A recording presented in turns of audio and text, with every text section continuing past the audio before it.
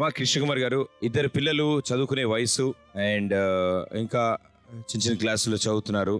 దాని తోడు ఇంటి మీద ఉన్న అప్పులు కానీ వీళ్ళ బాధ్యతలు కానీ నిజంగా కష్టాలన్నీ దాటుకుని ముందుకు వెళ్ళాలనే మేము కోరుకుంటున్నాం.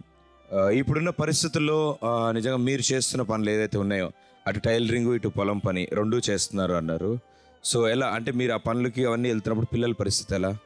పిల్లల పరిస్థితి ఎలాగంటే ఇంకా బయటికి వెళ్ళిపోయిన కాడి నుంచి ఉన్నప్పుడు అయితే పెద్ద చేసేదాన్ని కాదండి. ఇంక 2 సంవత్సరాల బయట నుంచి ట్రైనింగ్ అంటే ముందు చేసేదాన్ని, తర్వాత 2 సంవత్సరాల బయట నుంచి చేస్తున్నాను సార్. చేసిన కాడి నుంచి తర్వాత అవి డబ్బులు సరిగ్గా సరిపోక పొలం పనికి వెళ్ళటం. ఎప్పుడు బయలుదేరుతారు పొద్దున మీరు? పొద్దుట ఉదయం 8:30 ఆ లోపు వెళ్తాను సార్. వీళ్ళ స్కూలు పంపించేసి తెల్లవారుజామున 4 గంటలు లెగుస్తానండి. లెగిసి వాళ్ళకి బాక్స్ అది వండి వాళ్ళకి రెడీ చేసి స్కూల్కి వెళ్ళిన తర్వాత పొలం పనికి వెళ్తానండి. సాయంత్రం ఇంటికి రాబడికి ఒక రోజు 6, 6:30 కూడా అయిపోద్దండి. వచ్చి మళ్ళీ చేసుకోవడం, చేసి లోపల ఎవరన్నా మళ్ళీ జాకెట్లు కట్టేస్తే మళ్ళీ రాత్రిమే కూడా కుడతానండి. కుట్టి వాళ్ళని అలా చదివించుకుంటూ వాళ్ళని అలా చేసుకొస్తున్నానండి. ఇవంటే చేయగలిగాను కానీ ఇంటి మీద అప్ప మట్టుకు తీర్చుకోలేకపోతున్నానండి. అసలు పిల్లలకి అర్థమవుతుందమ్మా ఉన్న పరిస్థితులు, లేకపోతే అడుగుతూ ఉంటారా మిమ్మల్ని? అడుగుతారండి, ఇద్దరు కూడా అడుగుతారండి. అడిగి ఏదన్నా పనిలో పెట్టేమని కూడా చెప్తారండి. వీళ్ళు వద్దు నేను ఏమన్నా సరే చేసి మిమ్మల్ని చదివించాలి, మీకు చిన్నప్పటి నుంచి మాట ఇచ్చాను కదా, డాడీ లేకపోయినా సరే నేను చదివిస్తాను మిమ్మల్ని, నేను ఏమైపోయినా పర్వాలేదు అనేసి చదివిస్తున్నాను సార్. వాళ్ళని ఎంతవరకు చదువుకుంటుంటే అంతవరకు చదివించాలని ఉందని సార్. నాకు ఏం పనన్నా సరే కనీసం నాలో చదివించుకున్న స్థోమత లేకపోతే కనీసం నేను నా బతుకు మీద నాకే ఆశ లేదండి. ఇప్పటి వరకు నేను 28 సంవత్సరాలు నా వయసు, కానీ చాలా కష్టపడి చాలా బాధలు అనుభవించాను. బతకాలని కూడా లేదండి నాకు.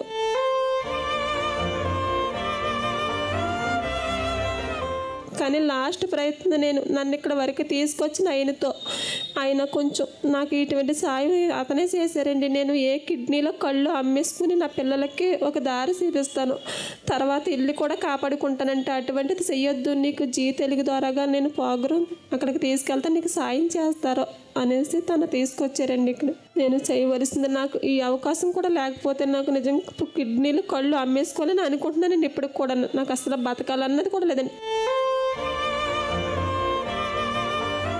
ఇలా బాగోవడం కావాలండి, ఇలా చదువుకోవాలండి, వాళ్ళకి ఆ నీడ కూడా ఉండాలని చూసుకుంటున్నానండి. మాకు ఇంకెవ్వరూ సాయం చేసి వాళ్ళు లేరండి. మిగతా పిల్లల్లాగే వీళ్ళు కూడా స్కూల్కి వెళ్తూ ఆడుతూ పాడుతుంటారు, కానీ అంటే స్కూల్లో మిగతా పిల్లల్ని చూసి ఇంటికి వచ్చి అడుగుతూ ఉంటారా నాన్న గురించి కానీ ఇంట్లో పరిస్థితుల గురించి? అడుగుతారండి. అడిగితే ఏం చేస్తాం, ఇప్పుడు వరకు చూస్తారు కదా, మరి లేరు ఏం అంత మారు మీరు అలాగ అడగకూడదని ఒక్కోసారి వాళ్ళని కొట్టడం చేయడం కింద కూడా ఉంటుందండి. అవి కావాలి ఇవి కావాలని కూడా అడుగుతారు. పని చేస్తున్నారమ్మా? వీళ్ళు ఏం పని చేయరండి.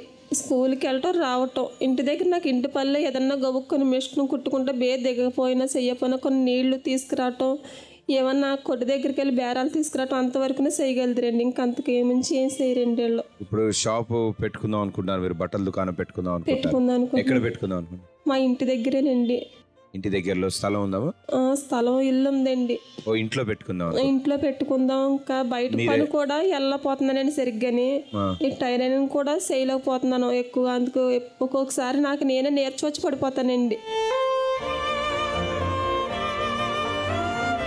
నారాజ్ గారు, మీకు ఈ ప్రమాదం అంటే ఈ చెట్టు మించి కింద పడ్డారు, జరిగి ఎన్నాళ్ళు అవుతుంది? 9 నెలలు అవుతుంది అయ్యా.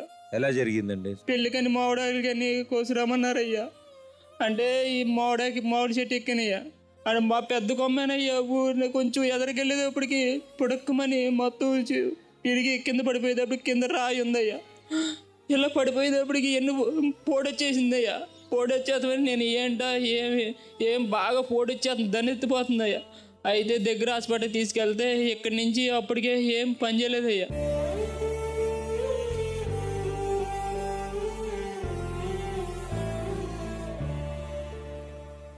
అయితే విజయవాడ తీసుకెళ్ళిపోవని రాసిచ్చాడయ్యా. విజయవాడ తీసుకెళ్ళిపోతే విజయవాడ అన్నారయ్యా గ్లోబల్ హాస్పిటల్లో చేస్తాం కానీ 16 లక్షలు అవుతాయి కానీ కాళ్ళు వస్తాయో రావు నమ్ముకొని చెప్పలేమన్నారయ్యా.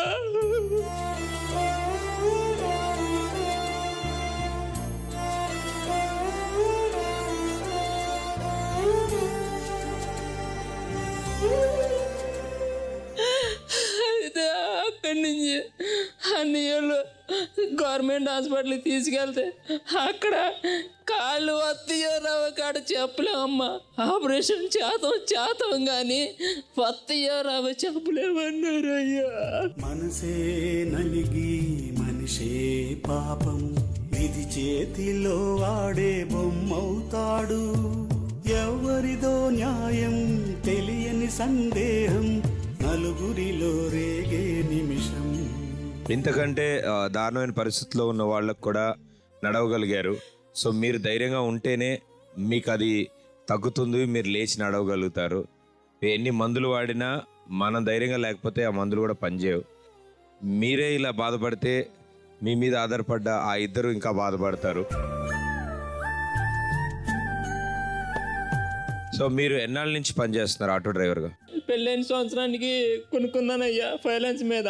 కొనుక్కుంటూ ఇంక ఫైనాన్స్ కట్టుకుంటూ అమ్మను భార్యని బాగానే పోషించుకుంటున్నానయ్యా. ఎంత వస్తుంది ఆటో మీరు నడిపితే? రోజుకి ఎంత వస్తుంది? రోజుకి 300 అలా వస్తాయి అయ్యా. వాటిలో 200 ఫైనాన్స్ పోద్ది అయ్యా. 100 రూపాయలు వీళ్ళకి ఇంట్లోకి మట్టికి ఏమి మామూలుగా ఎత్తుకెళ్ళమని కూరగాయలు వేయండి, ఏమి లోటు రానిచ్చేవాడిని కదా.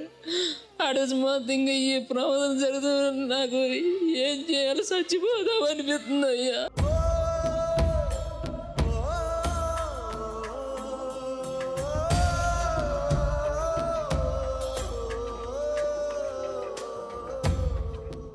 సో ఈ 9 నెలలుగా ఇంట్లో వాళ్ళు ఎవరైనా పనికి వెళ్తున్నారా? ఇంట్లో అమ్మారయ్యా. అమ్మ వారానికి ఉంటే 2 రోజులు ఉంటుంది, లేకపోతే లేదయ్యా. అమ్మ తెస్తే తిన్నట్టు, లేకపోతే లేనట్టు అయ్యా.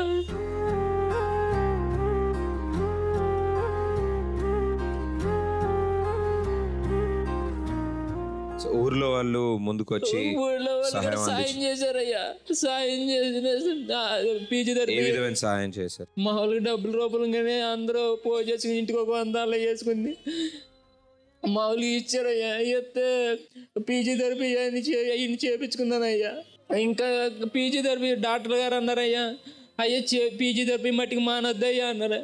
డబ్బులు లేక ఏం చేయాలో తెలవగా ఇంకా నేనేం పరిస్థితి లేదయ్యా.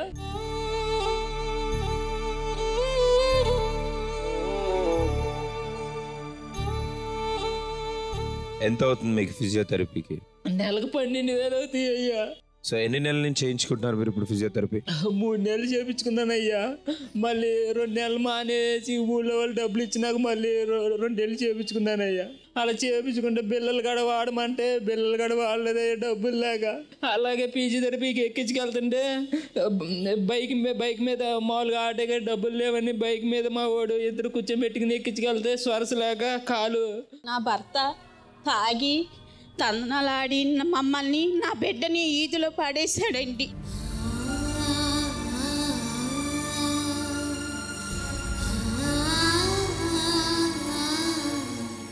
నాలాంటి బతుకు ఎవరికి రాకూడదండి.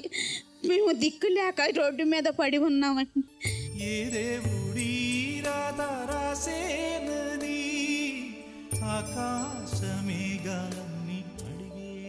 నేను ఎన్నోసార్లు చచ్చిపోతారని అనుకున్నానండి. అలకల మంది తాగాను, కిరసనాలు పోసుకున్నాను, అన్నీ అయిపోయినాయండి.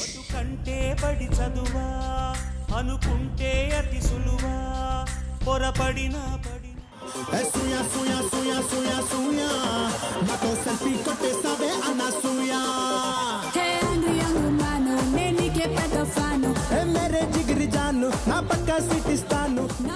ఎన్నో రోజుల నుంచి ఫ్లోర్ తుడుద్దాం అనుకున్నాం, అది కాస్త ఈ రోజుతో తీరింది.